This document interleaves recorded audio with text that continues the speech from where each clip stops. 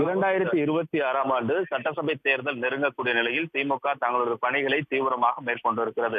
குறிப்பாக தொகுதி வாரியான பணிகளை மேற்கொள்வதோடு நிர்வாகிகளை சந்தித்து அவருடைய கருத்துக்களை கேட்பதும், நிர்வாகிகளுக்கு பல்வேறு அறிவுறுத்தல்களையும் முதலமைச்சரும் திமுக தலைவருமான மு.க.ஸ்டாலின் வழங்கி வருகிறார்.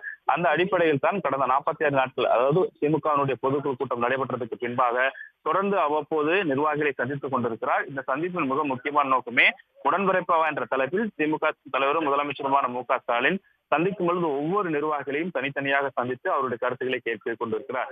அந்த அடிப்படையில் தான் அண்ணா அறிவாலயத்தில் இன்று தாராபுரம் மற்றும் காங்கேயம் ஆகிய சட்டமன்ற தொகுதிகளைச் சேர்ந்த நிர்வாகிகளுடன் ஒன் டு ஒன் என்ற சந்திப்பு என்பது நடைபெற்றுக் கொண்டிருக்கிறது.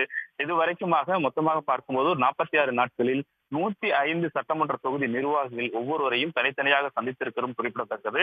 சந்திப்பின் போது சட்டசபை தேர்தலுக்கான அறிவுறுத்தல்களை வழங்குவதோடு மட்டுமல்லாமல் தற்போது மேற்கொள்ளப்பட்டு வரக்கூடிய பணிகள் எவ்வாறு நடைபெற்றுக் கொண்டிருக்கிறது, அதே போன்று மாவட்ட செயலாளர் உட்பட்டவர்களுடன் இணக்கமாக செயல்பட்டுக் கொண்டிருக்கிறீர்களா, முரண்பாடுகள் எதுவும் இருக்கிறதா, இல்லது கட்சிக்கு களங்கம் ஏற்படுத்தக்கூடிய வகையில் செயல்பாடுகள் இருக்கிறதா உள்ளிட்ட பல்வேறு கேள்விகளை எழுப்புவதோடு அதே போன்று ஏதாவது இருந்தால் உடனடியான எச்சரிக்கையும் அறிவுறுத்தல்களையும் முதலமைச்சர் மு.க.ஸ்டாலின் வழங்கிக் கொண்டிருக்கிறார்.